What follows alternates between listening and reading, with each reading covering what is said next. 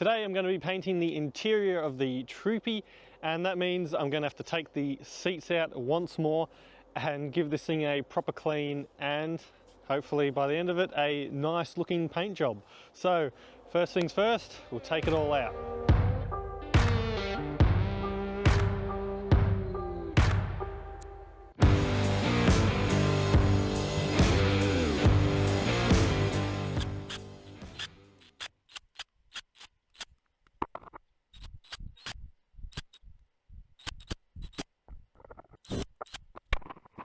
Well, I wasn't expecting the problems to start this soon.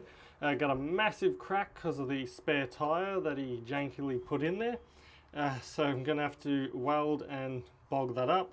To add insult to injury, because he's put this metal bar here for the spare tyre, he's had to remove sort of a filter bit cover for the vents, and that has just let all the red dust into the panel.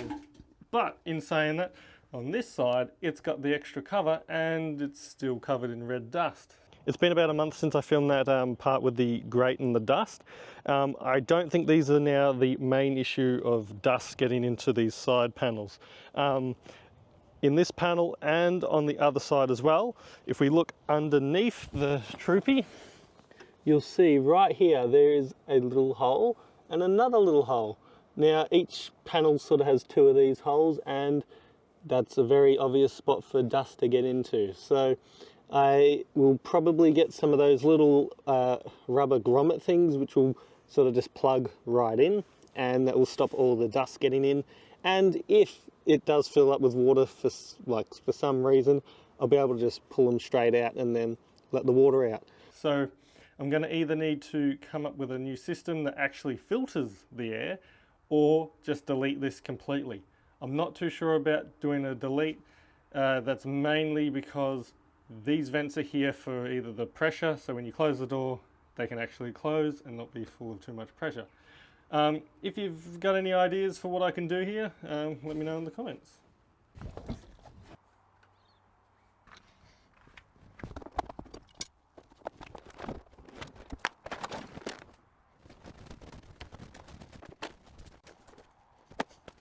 I am definitely going to be redoing the headliner for the troopy, but I'm going to save that for another video that will hopefully be out soon after this one.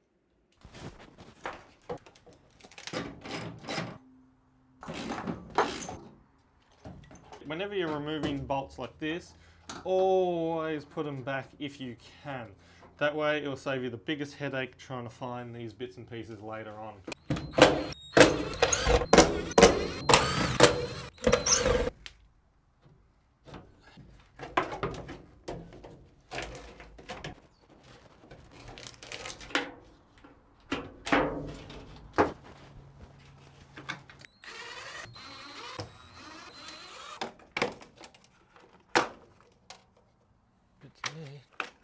Nice, 10 cents, not a bad find.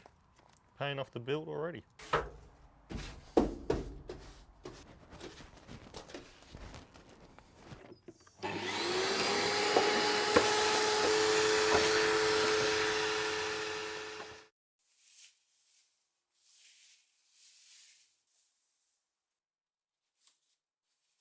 For sanding, I'm going to be using an orbital sander with 400 grit sandpaper. I could go a little bit more, but I think 400 should be enough, mainly because I just want to scuff the original paint. I don't want to actually take it all off.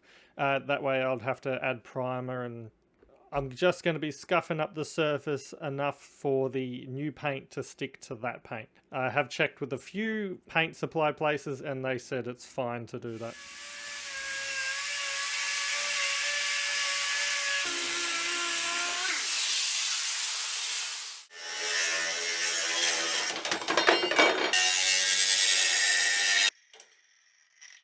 After sanding the entire troopy, I decided to have a closer look at that crack, and it turns out it was full of bog. So I got the orbital sander back out and brought that back down to bare metal, and then I got the TIG out and did a very rough job of trying to put the panel back together. Still better than it was before, so I call that a win.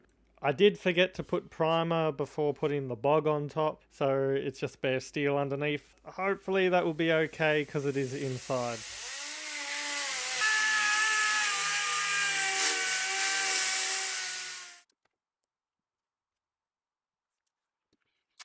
Because I'm only painting the inside of the troopy, I'm just going to be taping around the doors where the pinch weld should go.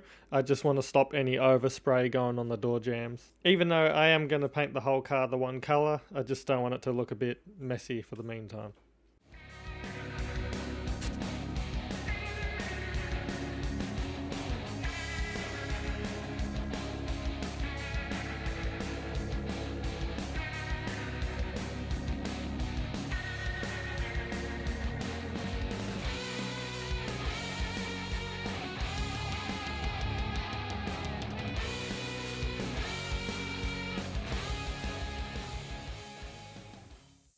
I'm far from a professional when it comes to spray painting, so I'm just having a practice run on the troopy roof rib things before giving it a shot in the interior.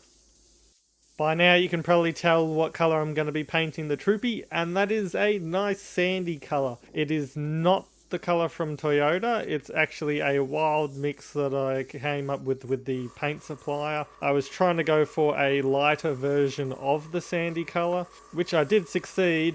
I think when comparing it, it looks only 3 or 4 shades lighter than the original troopy colour. So I don't think you'll really be able to tell unless there is another Toyota Sandy sitting right next to it.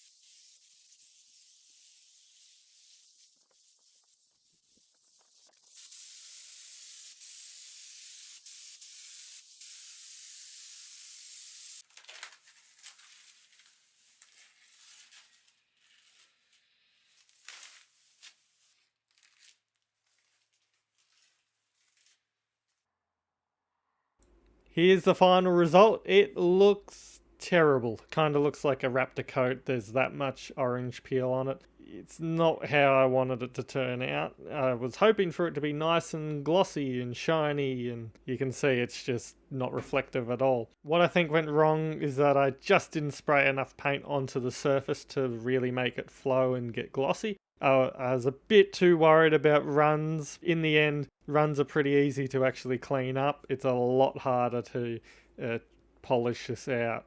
On a good note though, around the front windshield it is looking great. Came up like real nice and glossy, so I shouldn't need to fix that. And I am pretty rapt about how the colour has turned out.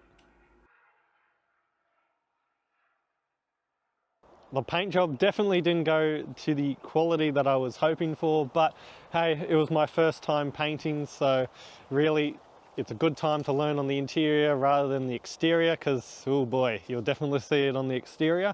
I couldn't imagine trying to sort of fix big massive panels, so at least these are small and I should hopefully be able to fix them. So stay tuned for that. That should hopefully be the next video where I attempt to correct a terrible paint job. So thank you so much for watching, and I hope to see you in the next one.